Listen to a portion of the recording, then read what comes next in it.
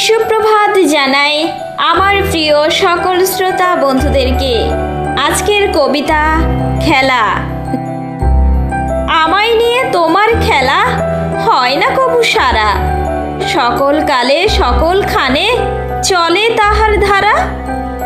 সেই খেলাতে যোগ দিয়েছি আবার নববেশে, তাই চেনে না হেথাই কেউ পর করে যে দেশে। আমি তোমায় সফলভাবে চিনেছি মহাবেশ, কোথাও নাই যেদিকে চাই নাই যে তার শেষ।